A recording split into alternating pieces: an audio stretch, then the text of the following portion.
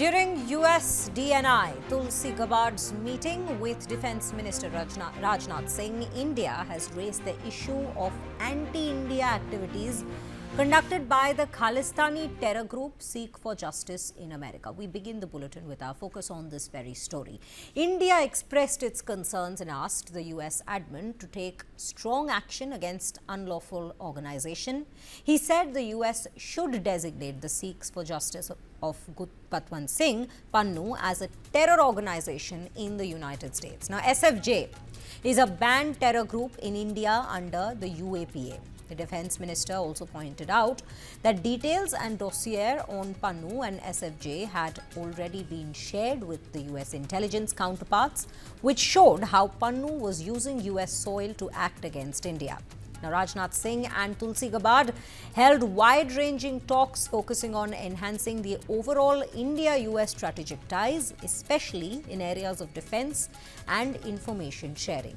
Gabbard arrived in the national capital on a 2.5-day trip in the first high-level visit to India by a top official of the Donald Trump administration since January, when Trump came into power. Now, in a social media post, Singh has said that he was happy to meet the US National Intelligence Chief and that they discussed ways to further deepen the India-US partnership. Gabbard's talks with Singh came a day after she met National Security Advisor Ajit Doval and attended a conclave of global intelligence czars in the national capital that was hosted by India.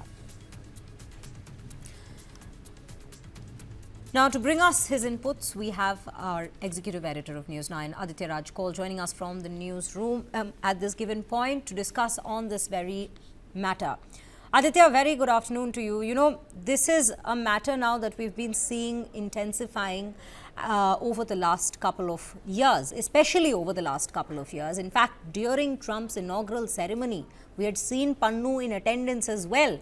So at this given point, what are we learning with regards to how the conversation between Rajnath Singh and Tulsi Gabbard has gone down in terms of India's demands with regards to SFJ and Gurpatwant Singh Pannun?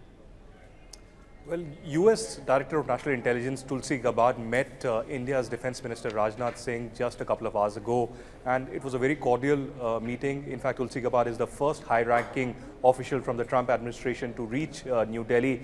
Yesterday, she had attended the top global conclave of intelligence chiefs from several countries that was again discussing counter-terrorism, intelligence sharing and critical issues facing the globe currently. But the big talking point right now is India's Defence Minister Rajnath Singh raising the issue of Khalistani terrorism with Tulsi Gabbard, clearly asking Tulsi Gabbard and the US administration under Donald Trump to ban the designated terror organization Sikhs for Justice. You would remember a few years ago, the Indian government, the Ministry of Home Affairs had banned Sikhs for Justice for terror activities and provoking Sikh youth in Punjab to, create some kind of propaganda or terror activities. And of course, Sikhs for Justice for years has been funded by Pakistan. This was also pointed out.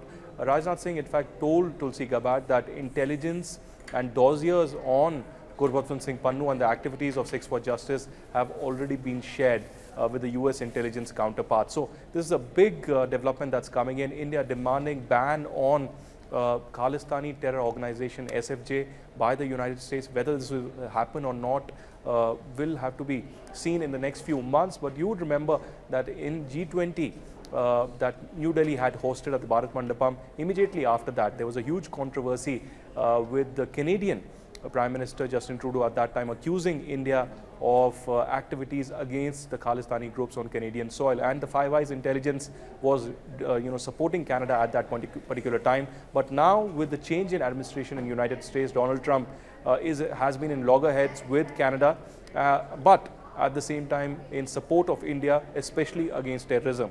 Apart from that, of course, Tulsi Gabbard and Rajnath Singh discussed a whole lot of issues on counter-terrorism, on intelligence sharing, on technology, as well as newer bilateral cooperation and strategic ties that could develop between India and the United States.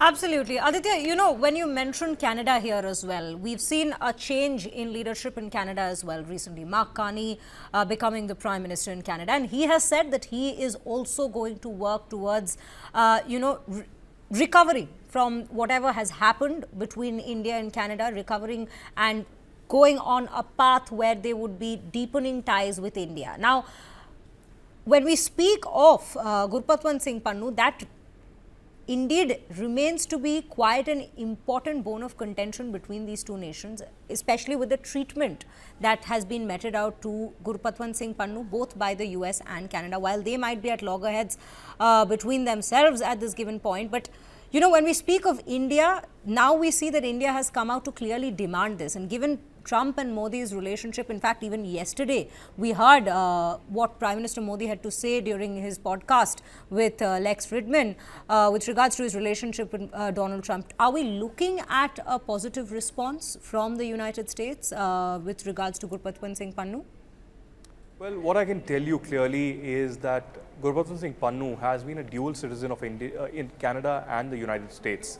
He had properties in Punjab that have been confiscated and sealed by the NIA and the Punjab police. But what I can tell you is that there are some positive moves coming in from the United States government, the FBI chief Kash Patel, or the US Director of National Intelligence Tulsi Gabbard, and several others, including Elon Musk, giving very positive statements on Prime Minister Modi and the Indian government. It does seem that there are hectic negotiations that are underway behind, be it on trade, be it on national security, or even the extradition or deportation of several of these Khalistanis and gangsters. Let's also remember there are others like Anmol Bishnoi and other Khalistani gangsters who are based in the United States as well as in Canada, and dossiers of the same have been shared with both these countries to act, but there hasn't been any significant action till date. In many of the instances, Indian missions in Canada have been attacked. Similarly, the Indian mission in California was also attacked by the Khalistanis, and there were official complaints registered by the Indian diplomats. So we'll have to wait and watch whether these assurances that have come from the US administration actually result in some kind of action as well. Only time will tell. But as of now, it does seem that Modi and Trump both are on the same page, be it on trade, on other 2+2 and other dialogues and other strategic bilateral issues as well. But the biggest of all, not to tolerate terrorism and to have a cohesive approach, a bilateral strategic approach towards counter-terrorism efforts and intelligence gathering. And that is certainly a positive development. There was positive response from Tulsi Gabbard today also when Rajnath Singh met her. And now there needs to be more result-oriented dialogue and action by the United States. And Trump is known as a transactional leader, so there will be give and take, of course, but we might likely see some action in the coming weeks and months.